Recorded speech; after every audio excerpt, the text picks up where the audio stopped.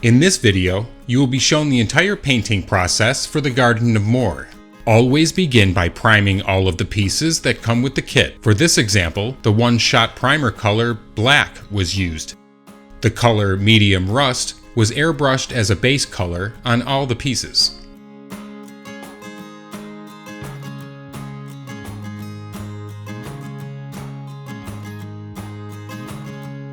The first general highlight was applied using the zenithal lighting scheme, applied with the color rust ochre.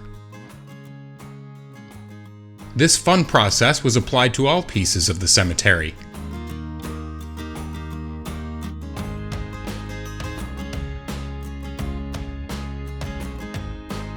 Once dry, the dry brush technique was applied using the Dry Brush Technical 6.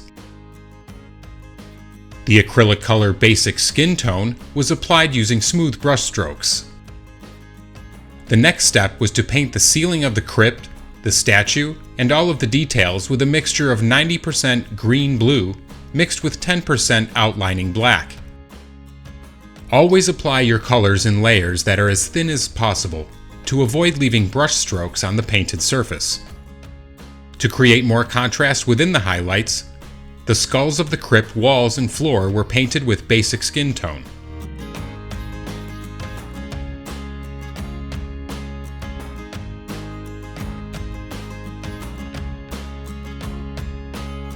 Using the color green-blue, the texture and volume of the ceilings and statue were highlighted.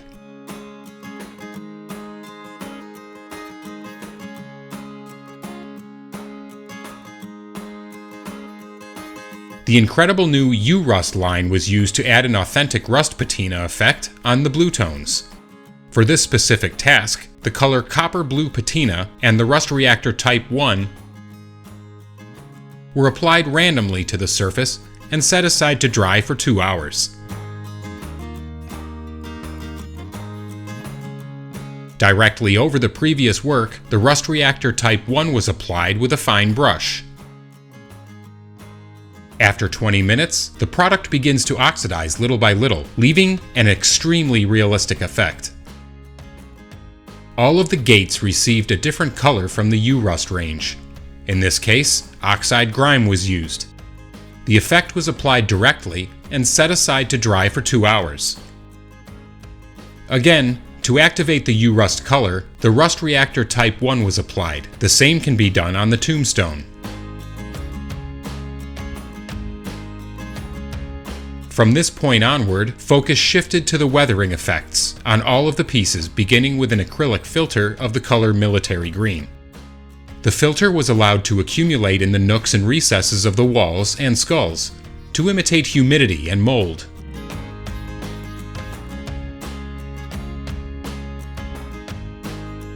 The same effect was added to the lower areas of the buildings.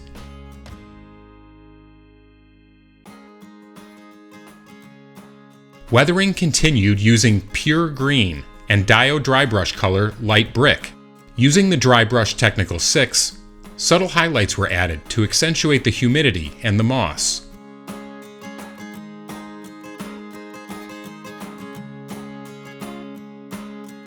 To enhance depth and volume, the acrylic wash color Track Wash was used. A general wash was applied to the crypt walls.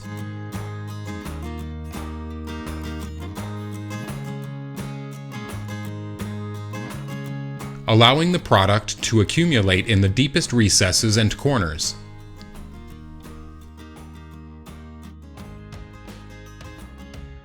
The same process was applied on the ceilings and areas painted in blue to unify all of the colors and effects. Little by little, the vegetation was added, followed by placing the dried maple autumn leaves from ammo.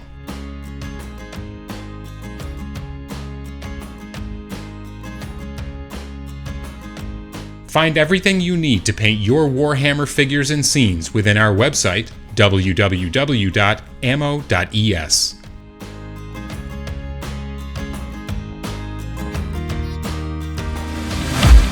Discover many more videos on our YouTube channel. Don't forget to like, subscribe, and activate notifications. Thank you for watching.